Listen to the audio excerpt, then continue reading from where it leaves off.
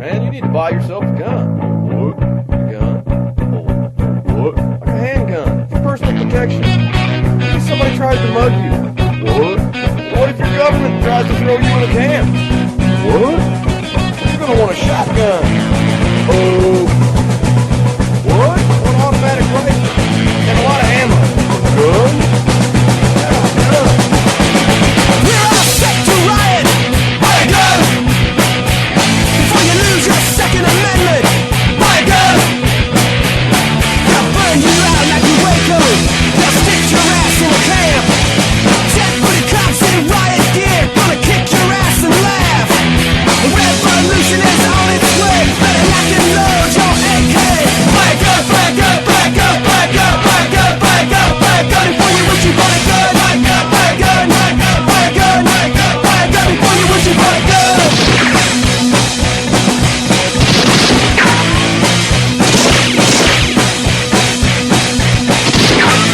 We're all set to riot. Buy a gun before you lose your Second Amendment. Buy a gun. They gave your money to the banksters. They stole your pension funds. It's time that we took to the streets. It's time we had our turn. A revolution is on its way, and the founding fathers would say, buy a gun, buy a gun, buy a gun, buy a gun, buy a gun, buy a gun, buy a gun before you wish you bought a gun. Buy a gun, buy a gun, buy a gun, buy a gun, buy a gun, buy a gun before you wish you bought a gun.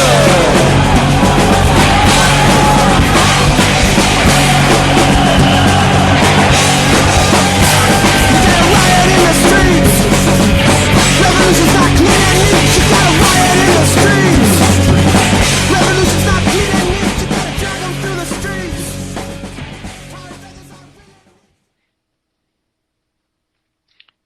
Good evening. It is primer time. My name is Nicholas, and we got Michael somewhere on the other end of the line. Uh, it's good to be back. We've had a couple weeks off. I had some stuff going on, and really wasn't able to get on the show last week. It's one of those things where it kind of takes you out of your rhythm, being in and out. So it's good to be back. Michael, you there with us yet? No, Michael dropped. We're going to get him back here in a second. Wanted to just go ahead and take the opportunity to say that it's shaping up to be a really interesting time in the Supreme Court, because a couple rulings came down today that had some significant impact in the sense that weren't able to go ahead and get any kind of resolution due to only having 8 members on the court. So it had a couple judgments came down with regards to some union business, and stuff got pushed down to a lower court. So that's interesting. Michael, you there? Okay, we still don't have Michael, so he's having a little bit of difficulty. We're going to keep trying to add him, keep trying to bring him back.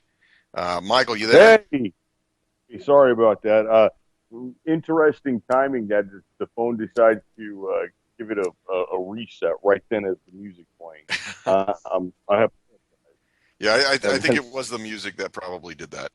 I think so. I think the music's on the list along with you and I. Yeah. Well, I was just saying, it's good to be back. We had a couple off weeks. Schedules didn't exactly line up, but the stars have aligned, and here we are. That's right. We got a little bit of information tonight. Things are going on in the world, and man, like the song says, buy a gun. I really don't. I personally don't see any better buy in today's society. Yeah, and firearm. It's one of those things that if you have the ability to do so, and your rights have not been removed from you to purchase and own firearms, there's a lot of options out there, and probably want to go out there and do some research before you drop some dollars on them. I'd agree with you 100%. There is some crap out there, some things to avoid, but right now we're getting to a point where you better get what you need or what you think you need, because it's not looking good for the Second Amendment. Yeah, and like I was saying just before you came back on, the Supreme Court is going to be where those last battles for the rights to keep and bear arms is going to be fought. And as you saw today with some judgments that came down with regards to unions and being able to charge fees, having a court split down the middle and only 8 members, that pushes rulings down to the lower courts. So it's one of those things that hopefully we don't have to have a lame duck president getting his way and further skewing the court for 30 or 40 years and fundamentally remaking that court in his image or his desire, and really screwing it for the rest of us. Well, I don't think that what's his name, Merrick Garland. I don't think he's going to get the position. And honestly, I've got very little faith in anybody who's approaching the office of the presidency. I don't like what Hillary will put into office. I don't like what Sanders will put into office. I don't like what Trump will put into office, and I really don't like what Cruz will put into office, into the position, not into office. Rather, I really don't like where this nation is headed, and I'm disgusted with it. I'm to the point of where I'm losing my faith in this nation. It's like we said in our previous couple of minutes speaking before the show, Nick. Right now, really, the only thing that's going to fix the nation for me and restore my faith in it is if the FBI arrests Hillary during like the debates with Trump, or with whoever the Republican is. They cuff her and perp walk her out, and like you said, hand on the back of her head. Please do not smack your head on the door or on the roof of the car on your way. Well, actually, I'm kind of hoping that they go ahead and slam her head into the fucking front of the car personally. Yeah, in case she was getting rowdy, we told her to stop resisting and all that. We had to take it 6-7 times. As it were, she was getting uppity. Yeah, I mean, I'm just, I really, just because you're in the middle of a lesbian love affair with the richest woman in the world doesn't put you above the law, but I guess apparently it does. Yeah, I don't think that's what puts her above the law. I think what puts her above the law is the fact that she's got a shit ton of money. But remember, she was broker than broke leaving the White House. Well, not only a shit ton of money, because she really doesn't have that much money when it comes to it. In the scheme of things, whatever she's got, $200 million or nothing, that's really not that great big of an amount. I mean, it's a considerable amount, but it's not like the world's elite amount. In the fact that she had to get it from the world, but what she is she's a tool for big money. Oh yeah, definitely. And what's worse is this whole thing is that she sold influence from the inside, whereas Donald Trump, he made his billions, buying and selling influence out in plain view. She did this as a public servant, which, in my view, had this been during ancient Roman times, she got the rope. Yeah, she would have been fed to the lions. I agree. Yeah, this is beyond disgusting. I've got no faith in the rule of law. I've got no faith in the system. I think, go ahead and vote. Fuck, vote 6-7 times. Vote for your friends, vote for your dead grandparents, go vote in Chicago, vote in Detroit, vote however many times you like, vote for whoever you like. Diebold counts them, your vote doesn't count. Super delegates, electoral college. This system is screwed up, and it is rigged against you and I. And right now, call me a radical, whatever you want to. You better get a gun because it's coming time they're going to come into play. Well, speaking about a time when guns have come into play, let's talk about the tension-filled campus of University of North Dakota. Let's discuss that. Okay, University of North Dakota got an ROTC program like many college campuses and many high schools around the nation. And North Dakota is not necessarily considered a quote unquote liberal area. It's not known for its artistic reference. They're not throwing a ton of lawyers with Irish last names out on the street. Right, and this comes to be a problem with the education system. Commonly referred to as cultural Marxism. So anyhow, they've got this ROTC program, and being as ROTC kids are, they walk around campus in uniforms and carry firearms. Some of them real firearms, and some of them drill firearms. And this woman got her panties in a line. Yeah, so basically it's an associate professor of English at the university, was in a class and observed two ROTC cadets, I'm sorry, walking between functions that they were doing as part of the program, and they were carrying rifles. And in true scared, educated, entitled university professor fashion, the woman grabbed her phone and hid under a desk and called 911 to report the terrifying experience. And in her words, she called to report two figures in camo with guns outside of her window. Now, I'm going to say that in North Dakota, you're probably going to know what camo is and what people with weapons look like, because North Dakota is pretty rural, and people do have firearms. And what's more, they sell a lot of pickup trucks in North Dakota. yeah, and what's more is that if this woman is on this university campus for any length of time, chances are she's seen quite a few of these ROTC cadets in uniform before. And just for a moment, let me interrupt you. Let's discuss what ROTC is, because it's not just something that any people get into. It's Reserve Officer Training Corps for the United States military. You have to meet a certain criteria to be in this program in the first place. Well, and you do to an extent. Yeah, college kids with 3 felonies do not get it. Yeah. No, that part is true. True. With a violent history, with crimes and a record of violent crimes, do not get into this program.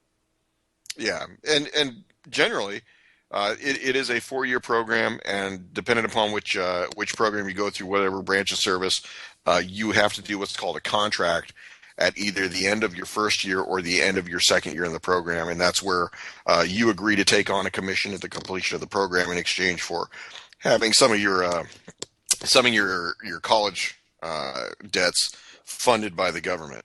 So, in exchange for a 6-year commitment, the Army or, whatever branch is running the ROTC detachment at your educational institution is willing to go ahead and bankroll your education. The funny thing about this whole thing is that this associate professor, who her name is Heidi Cherzivitz. So it looks like she's got either a Czech last name, because I'm going to say that if you got CZ right off the bat, you're either Czech or Polish. But she said that, she's going to continue to call and report any ROTC cadets she sees on campus. And at this point, I'm starting to think that if you've made a call and you've been duly notified by both the local police department and the campus police department that you're reporting on individuals who are lawfully and legally executing the course of their duties, at some point, the police department... It's like an abuse of the 911 system, right? That's exactly what that is. Call 911 because your neighbor's dog's barking every day. After a while, the cop will either come out and shoot the cop or shoot the dog, or they'll come out and shoot you. Well, and here's where her true colors come, because she's quoted as saying, "It's not my job to decide whether people carrying guns at school are an actual threat. It's my job to teach and get back home to my family."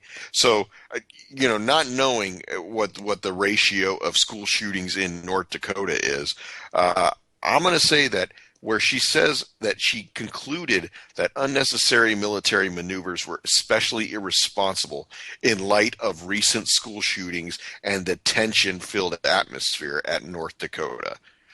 Like I said, I don't know what type of tension is going on. I don't see the University of North Dakota being a hotbed of the Black Lives Matter movement, although I might think that they may get pretty pissed off when Walmart runs out of 22 and 30-30 ammo.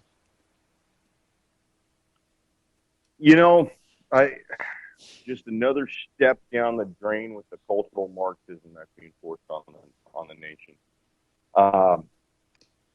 Something that is kind of sad. I'd like to cover this for a couple minutes. couple people might not be aware of who he is, but most people in the firearms world are aware of this product. And I'd like to mention Tom Deep of the High Power Firearms Company. Under a couple different names, B. Miller, MKS Sports, Haskell Industries. It's an all-American made gun. Well, Mr. Tom Deeb passed away this week at the age of 68, coronary event. Mr. Deeb truly is a man of the people. Created a value-priced, reliable, working firearm that's well within the price range of every American. And while the gun itself was not the ultimate and sexy by any means, it was well-made, reliable, if not, heavy and chunky, and doesn't have a star appeal or anything to that.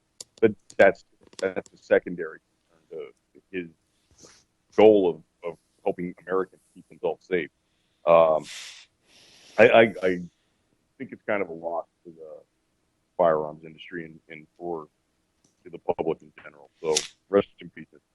Yeah, it's one of those things that you've got innovative minds that bring something to market, and when you think about it over time, things that have seen improvements made on them over the original design. You think about innovators like John Moses Browning. You talk about Eugene Stoner and some other assorted sundry characters of the firearm realm. You don't really hear about some of these corporations or companies that start out small and really bring something to the market that really can put the average citizen in possession of a budget-minded firearm. And not only a budget-minded firearm, but a quality budget-minded firearm that works when it needs to. I mean, I can't tell you how many home invasions that I've seen repelled with somebody with a high performance firearm, or B. Miller, Haskell, MKS, whatever you want to call them. They've had a couple different company names, but one that comes to mind was a home invasion in Detroit, probably about a year ago. A woman was armed with a 5.9mm carbine and was able to bend off 4 door kickers and expended the entire magazine, and she reloaded, and those guys didn't get into her house that night. And if she wouldn't have had the ability to purchase something that was within her price range, we'd have a completely different story. Yeah, definitely. So that's one of those things that unfortunately people get old, people pass on, but we right, but the ideas don't, and something that's really been on my mind for the past couple of weeks, and I've spoken about this a little bit. Maybe if you've got a couple minutes, Nick, you'd like to put some input into it. But I've spoke about this 9mm bolt action rifle, and it could be made on I think very cost effectively.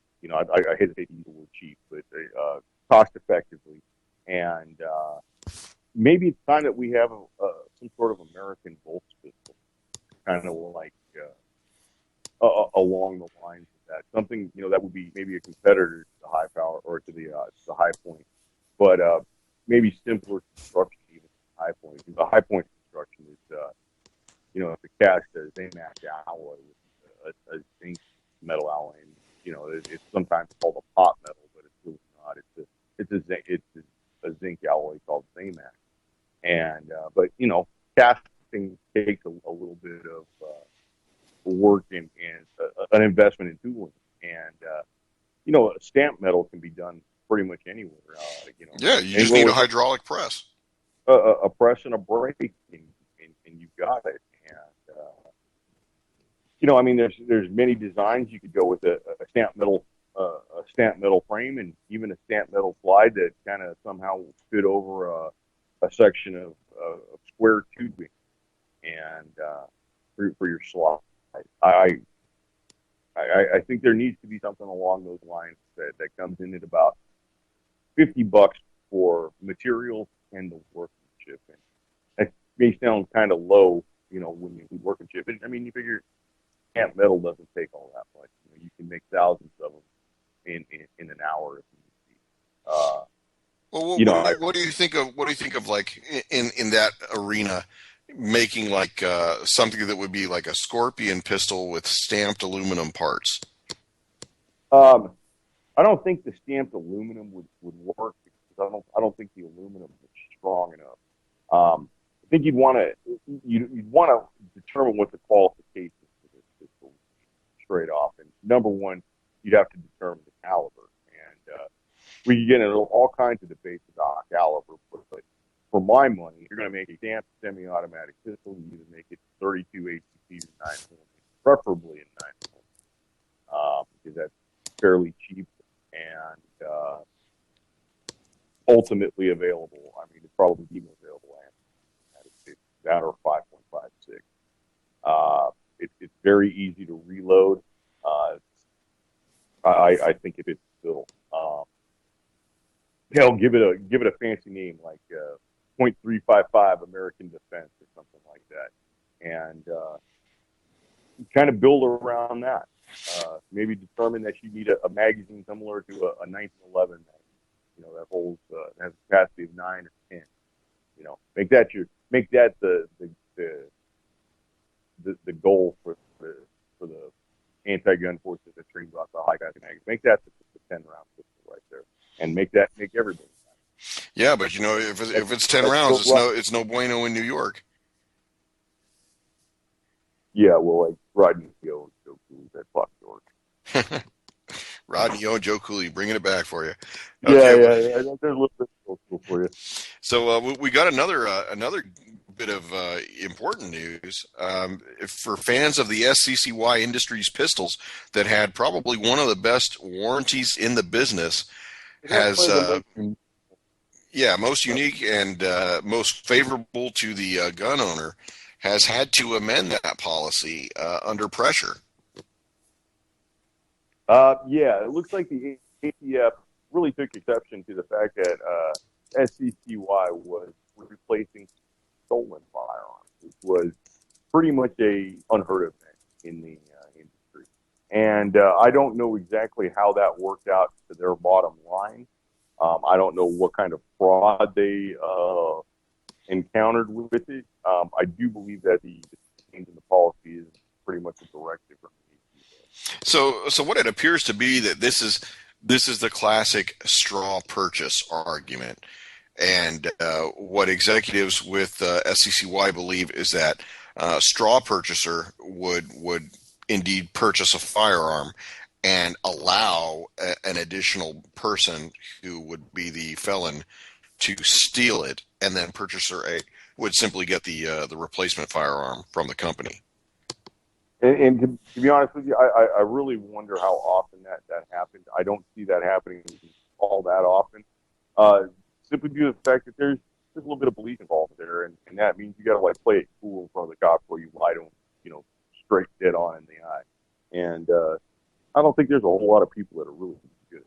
No, and I think that this is one of those things where it's the exception rather than the rule that's driving everything here. Well, isn't that how it always is?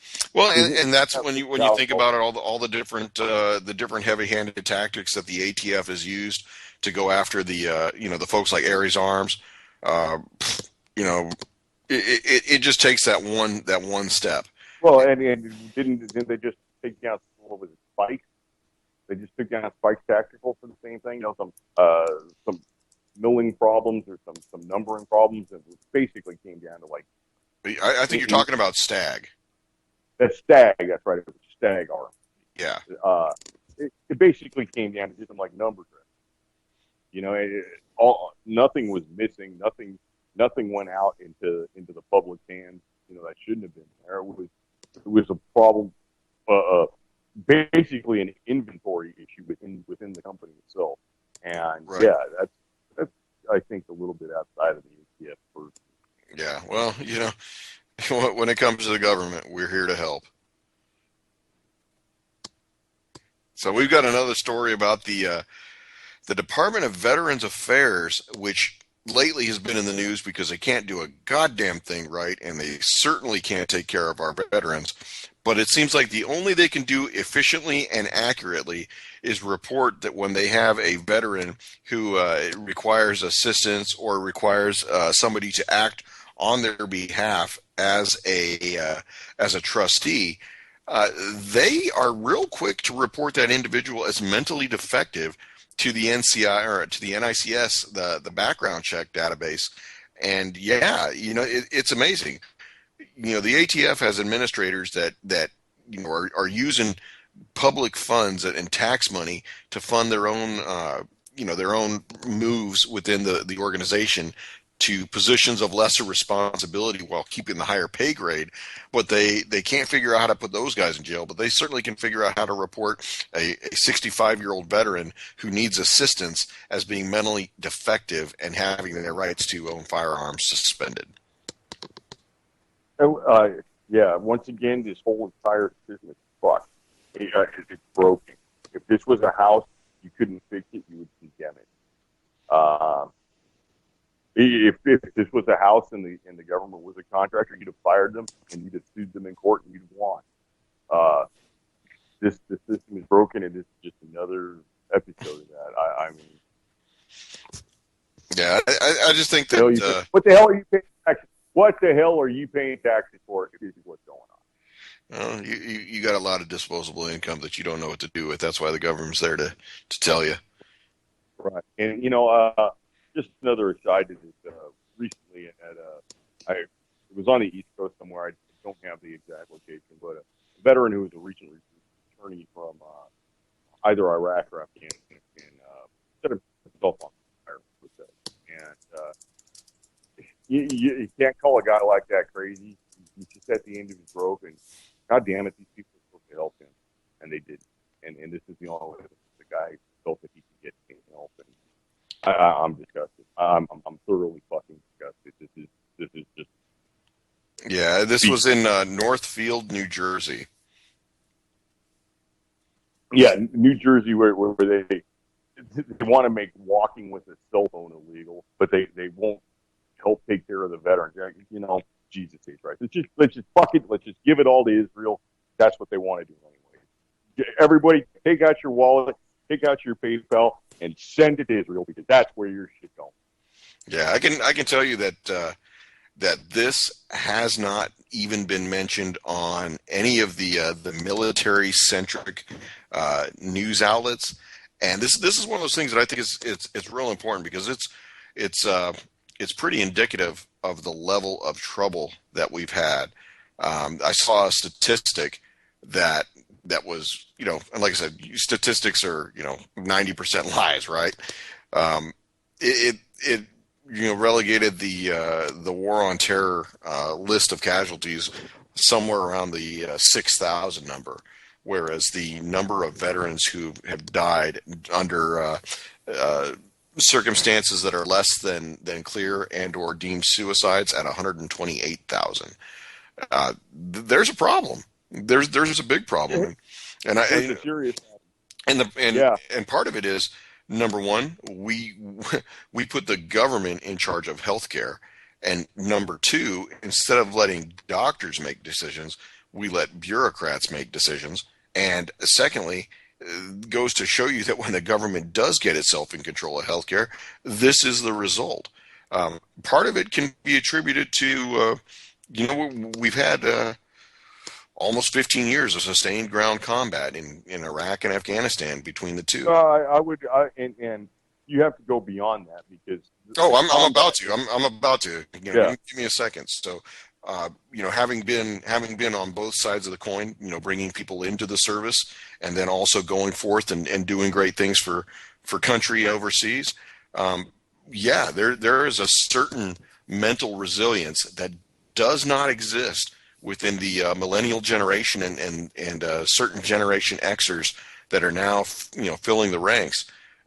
That people knew how to roll with the punches back in the day, and kids don't. And I remarked to a buddy of mine in 2003, a good friend of the show, Oddball, told him in 2003, 20 and 25-year-olds were riding in M1 Abrams tanks driving on Baghdad. In 2016, 20 and 25-year-olds living in their grandmother's basements just beat Call of Duty on Xbox. There's a generational disparity here. Right. Well, and maybe that's kind of goes into the robot and into the drone warfare of the future, but I don't think we have time. Think about it this way: in 1941, we had been attacked, much like how we had been attacked in 2001. But yet there was a oh yeah, just like a new Pearl Harbor, Exactly.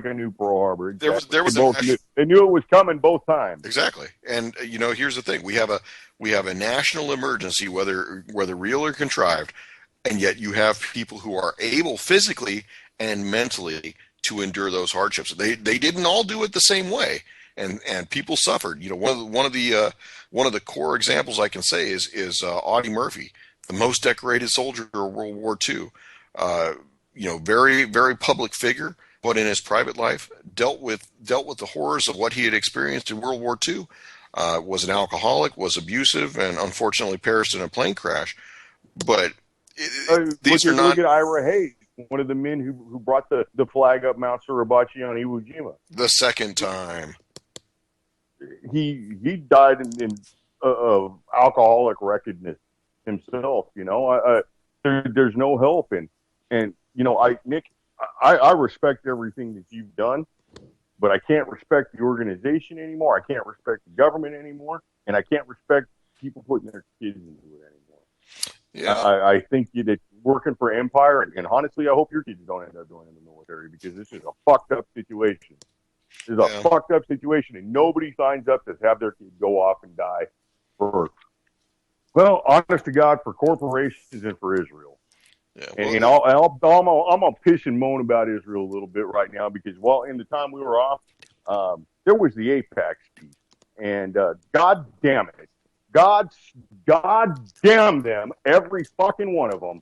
Hey, you might as well be running for the fucking president of Israel. Fuck all you people. Fuck you, Trump. Fuck you, Cruz. Fuck you, Kasich. Fuck you, Clinton, and fuck you, Sanders. Fuck all you people. You dirty sons of bitches. You all should be fucking strung up and hung. Well, that escalated. And that's all quickly. I got to say about that. That escalated quickly. Yeah, well, seriously, what are they doing? They're every one of them said that their first fucking responsibility is going to be to protect the state of Israel. No, your first fucking responsibility is to the United fucking States. But hey, that's anti-Semitic to say shit like that. Fuck them. Well, okay, so sorry. That just really. Before the show, I heard Ted Cruz bitching about Ted Cruz, who's got 8 fucking girlfriends and illegitimate children coming out the ass now. He's still bitching about how he's gonna, the first thing he's gonna do as president is move the embassy in Israel to Jerusalem. Hey, fuckface, let's work on the fucking economy. Oh, the economy's been fine for the last 8 years. That's right. Green shoots everywhere. Yep. Green shoots all over the fucking place. Enjoy your job at Waterbury. At Solyndra. That's okay. Everybody can get a job at the photovoltaic stores. Yeah. And by the way, the menu has been changed to shit sandwiches and poop soup or a turd salad. Your choice. The price is only raised 30%. Yeah.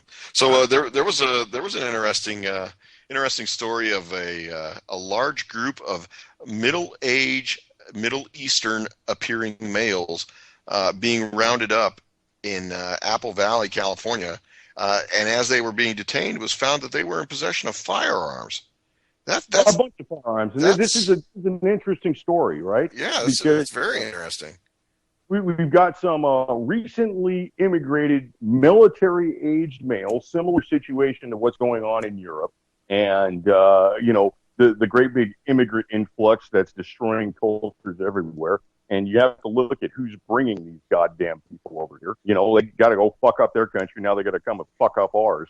Well, you got these guys that are out there, and according to one of the sheriffs, they're shouting Allahu Akbar type stuff.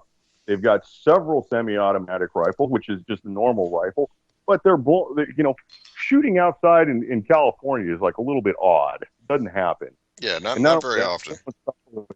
they're blowing stuff up with tannerite and chanting and singing, whatever Islamic songs. Now, listen, I ain't no Islamophobe, but here's the deal. There's certain shit that happens here, and there's certain shit that does not happen here. And I'm gonna tell you what: if you shoot at some bitch who looks like he's gonna do something, you go right ahead and do it. Yeah. Well, here's the thing. Appearances can be misleading, can be deceiving. But I'll tell you this: when these individuals were observed, the cops went ahead and employed some unmanned aerial vehicles, otherwise known as drone, which I hate that frickin' term. And they were observed to start hightailing. They started hiking out of the area. And what is a large group of males? We used to call them MAMs, military age males. What's a large group like that doing out in the middle of the desert? Well, and you know what? I'm not even going to get into them on the out in the middle of the desert kind of a thing because I do that kind of stuff. I did that kind of stuff when I was with 14 other military age Middle Eastern males. Not necessarily with 14 other Allahu Talibans and all that, but I mean, my friends and I would go out into the desert. And yeah, we'd go and we'd pop more than 2 or 3 rounds out there and possibly blow something up. But the difference was if we would have saw something that we would have known as a drone or something that was coming to investigate us, we wouldn't have hightailed it. We're from the United States. This is our right. We know it. These guys, if they're running, they're up to something bad. Yeah, certainly I would agree with you because depending upon where you are in the world, rules of engagement say when they start running, they are guilty. Yeah, well, and honestly, wearing a Casio watch means you're guilty. So, yeah, what the hell is going on? What the hell is going on here? Well, just remember, Obama wants to bring, in light of the terror bombings in Brussels, Obama wants us to not give in to fear and bring in more refugees, those of whom cannot be vetted, nor will be vetted by the U.S. State Department. And so get ready to start setting up some shelters in your town. But before we get deeper into that. Let's talk about some firearm safety. Let's do that. Okay. Nice and calm. Thank you. Yeah, nice and calm. So we got a story about a Georgia man. Pretty much. Well, you want me to hit the firearm safety real quick? Well, I was going to say we could probably get this one out, and then you can kind of come in and swoop into the rescue afterwards. All right, let's play with that one then. Yeah. So considering it's a playing story. So in the hey, hold my beer department, there's a story of an individual named David Presley, a 32-year-old male who happened to just have his leg amputated after doing something that I would recommend probably you shouldn't do. He went ahead and posted a video which showed him shooting at a lawnmower on some land that had been filled with tannerite. And 3 pounds of tannerite. And for those that aren't familiar, tannerite is a binary compound that will react violently when struck with a high velocity projectile. It's made of 2 components. It's ammonium nitrate and powdered aluminum. It's very simple to make. It's a 2-to-1 combination. I'm not going to tell you which 2 or what. You can figure that out on your own. Nor do we encourage that, by the way. Hey, go ahead. You know what? Fuck them. The rules don't count anymore. Make whatever you want to make. Anyhow, I've played with this stuff before, and I'll tell you that a 1/4 pound of that stuff is quite impressive. And a 1/2 pound of it, you can feel it in your chest from about 30 yards. You really feel the thump. 1 pound of that is deafening. And this guy put 3 pounds. Yeah. And from Tannerite's own safety page, they advise that if you're going to use 1 pound targets, you need to be at least 100 yards away. Basically, he was at a reported distance of 43 feet from the lawnmower, which Tannerite expressly recommends that you do not place its product inside, in, or near. And when he went ahead and shot, the Tannerite explodes and turns that lawnmower into shrapnel, and that of which severed his leg below the left knee. And there you go. Play stupid games, win stupid prizes. Yep. Or as So, Forrest Gump number says, one. stupid is as stupid does, Mrs. Blue. That's right. And you don't get no box of chocolates, buddy. All right. Rule number one: every firearm is loaded until you visually and physically inspect it and verify that it is not loaded. Rule number two: keep the muzzle pointed down range at all times. Do not cover anything you do not wish to destroy. Rule number three: know what your target is and know what's beyond your target. Make sure your target is like not a lawnmower stuffed with 3 pounds of tannerite 43 feet away from you. And rule number four, the most important rule, is keep the booger hook off the bang switch until you are ready to discharge the weapon at the intended target. And nothing bad happens without that being violated. So that's it. Yeah. Yeah, I feel bad when anybody suffers a personal injury, a special injury that was entirely avoidable. Yeah. I can't really have a lot of sympathy for this guy. Obviously, if he knew that he was going to put this on YouTube, he's seen a few of these videos before. He's got kind of somewhat of an idea of what it would do. And, well, that's what you get for not knowing, like, the conversion from meters to feet, buddy. Yeah. Well, and here's the thing. Here's the interesting thing. So you videotaped yourself doing this, and here we are dating ourselves because nobody videos anything. Now you've got all this evidence that is publicly available. Do you believe that he'll face charges from his local jurisdiction? Where was he at? He was outside of Georgia somewhere outside of Atlanta. I would almost say no. I would almost say that they're going to look at that in traditional Southern fashion. No harm, no foul. That boy ended up learning his lesson. And when he walks in the circle for the rest of his life, that'll be a lesson. That'll be a reminder to him any day. I think if he was in a different location, so let's say if he was somewhere in the wilds of New York or in the untamed jungles of Massachusetts, and he'd done that, I think they'd come down on him like a ton of bricks. I think in the South he ain't gonna do that no more, is your boy? Yeah, I mean, I personally think that at some point somebody is going to judge him mentally defective because that was a really bad decision. I would almost guess that this guy's got other problems than just making bad decisions like this. And honestly, I'll bet your Hold My Beer opening was a little more inaccurate with that. Yeah, I'm pretty sure that most of the bad decisions that happen on things like this usually start off with, "Hey, hold my beer." Well, there's a reason why like more than like 85% of rattlesnake bites like to the hand and forearm. Yeah. So there's a reason for that. Yeah. I just don't think for the life of me that if I'm going to be shooting at an explosive, that I would want to give further ability for that explosive to do damage. I don't even think we can call it an explosive. It's a reaction. But yes, it is a reaction, but it is an explosive reaction. So, and having been around and having felt many a blast, I would tell you that I don't want to be anywhere around where metal is flying. No, it's pretty dumb. I mean, I'll be honest with you. I've blown stuff up. I've blown up a couple of microwaves with tannerite, and it's pretty nifty. But we were fairly safe about it. We had that stuff sitting in a pit, and we were outside of the pit and a distance away. So, that's just beyond stupidity. Yeah, I wouldn't personally recommend that as a pastime. So, it's PrimerTime on YouTube does not endorse blowing up lawnmowers with tannerite. Nope, certainly don't.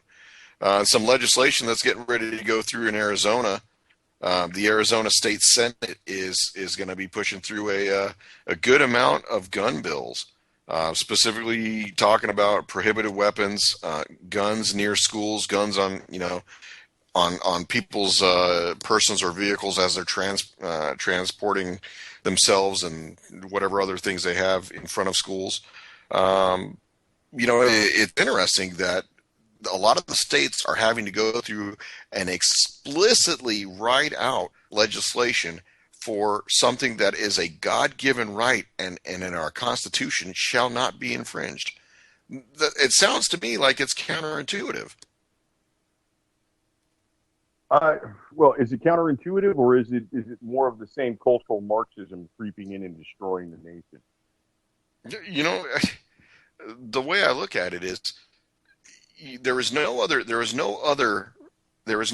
amendment in our Constitution, or whether in the Bill of Rights or rest of the Constitution, that says shall not be infringed. There is no other article, and yeah, I seem to think that at some point, Americans are willingly giving up the freedoms at which our founding fathers and those who've come before us fought so hard to preserve, and here we are. And I guess not it's a only supposed that. I mean, age of enlightenment. really high. That's high and mighty, but it's beyond that. We're giving up our goddamn common sense.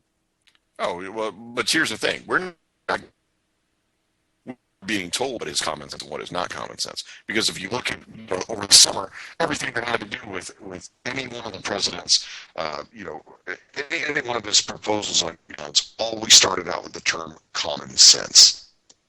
Yes, you don't know, and we're going to tell you what it is. That's what it is. Americans, you got to remember, hey, we're relying on the stupidity of the American voter to get this Obamacare passed. Well, not only that, but you have to look at not only the stupidity of the American voter, but you have to look at the abuse of the language. And this is very similar to in the book 1984. You've got new speech, and which is the new language. Words are eliminated to prevent any sort of dissent and to increase the control. Anything that starts off with a common sense, that's bullshit, because, well, honestly, 90% of Americans cannot agree whether or not water is wet or whether the earth is flat. So we're not having any kind of common sense discussion at that point. There you go. Inigo Montoya said, you keep saying that word.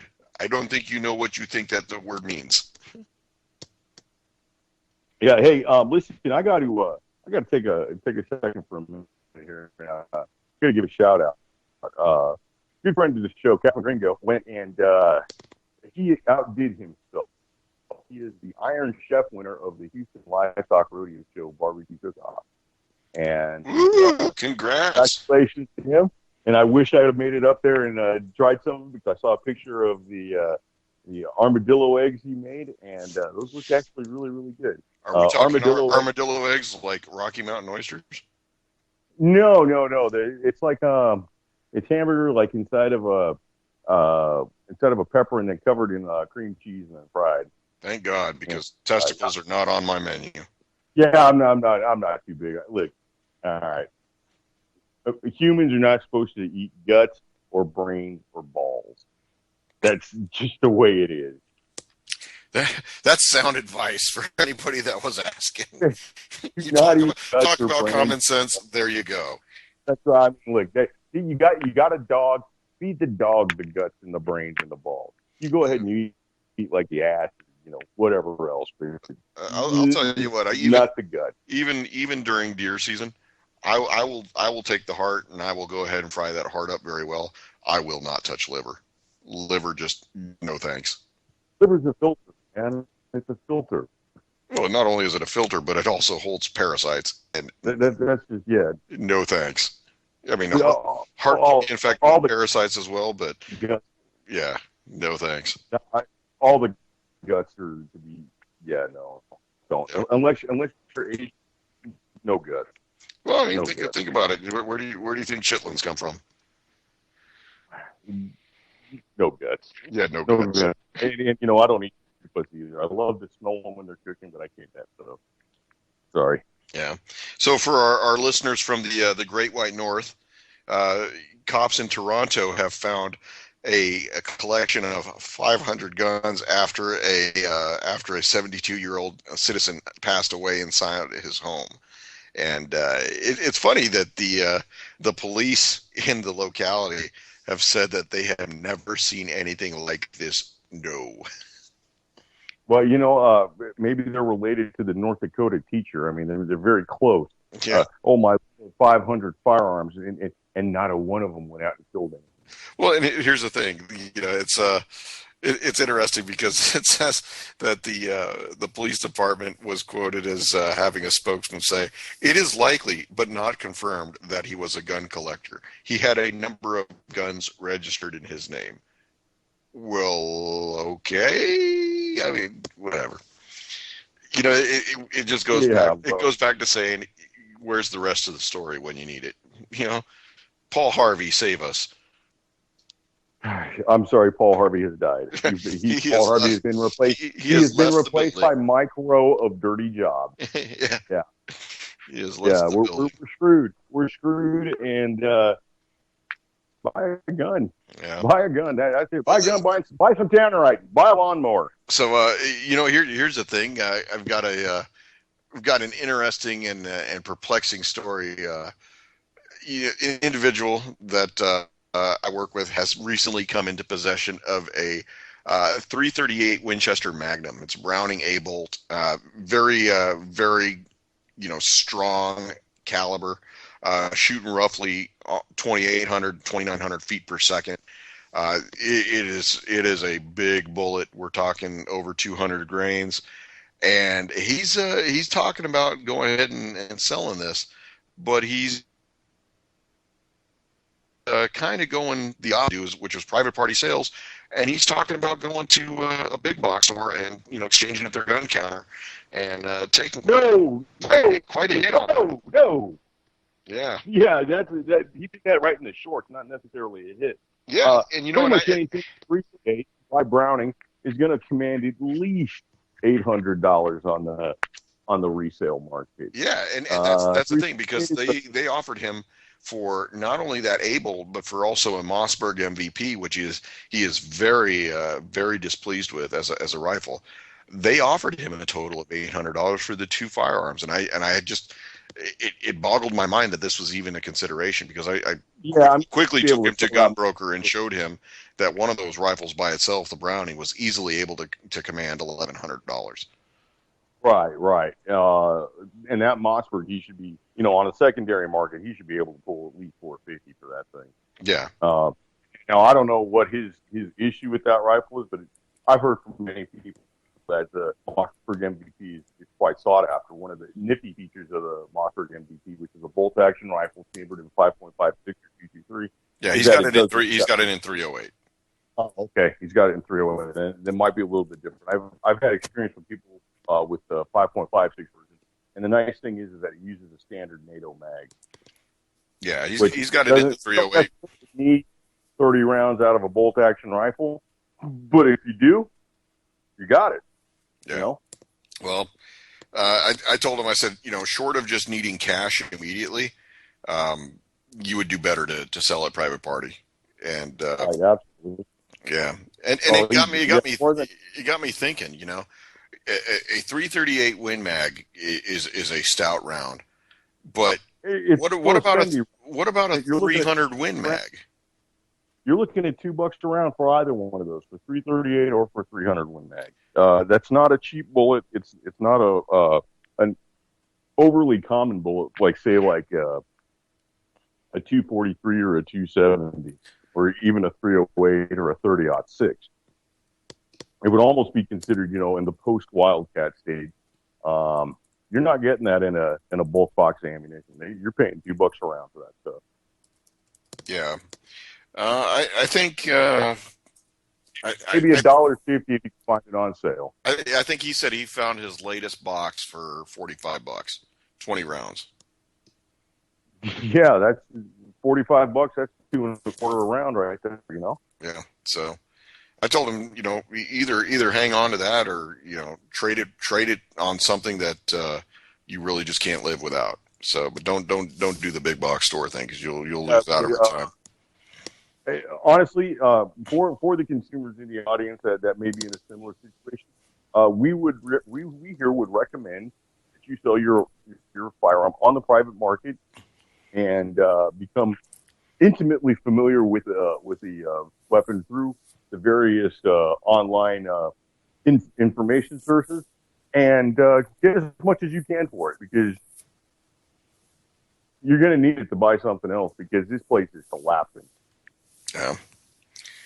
Well, I think, like I said, we're getting down to the wire in terms of, we've got this this springtime presidential debate. I mean, you talk about the news cycle is just dominated 24 hours a day.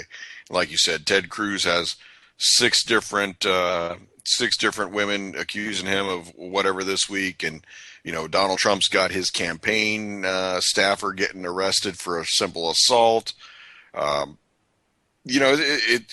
It's only a matter of time before Huma Abedin and Cheryl Mills go up and talk to the FBI, and then Bernie Sanders, when he does get the election and he does win, as he becomes the president, he's gonna go ahead and tell the Department of Agriculture to start planting those magic trees where all the money is going to come from to pay for the fucking programs that this guy's imagining. Yeah, I've heard Sanders supporters described as idealists who are bad at math. Yeah, well, it's funny. There was a poll that came out of millennials that have jobs and millennials that don't have jobs, and it's a stark difference between the two on whether or not they're willing to vote for a socialist named Bernie Sanders. Surprisingly, or the authoritarian named Hillary Clinton. Yeah, well, this was specifically talking about Bernie Sanders. Anybody with a brain isn't going to vote for Hillary Clinton. But some people don't vote with their brains. Some people vote with other parts of their bodies. Right. And to paraphrase Hillary Clinton, vagina 9/11. That's right. That's all you got to know. Vagina 9/11. Yeah. And if you don't vote for her, you're a bigot. Oh, you're a bigot. She had former secretary, another worthless individual, Madeleine Albright, who said there's a special place in hell for women who don't support Hillary Clinton.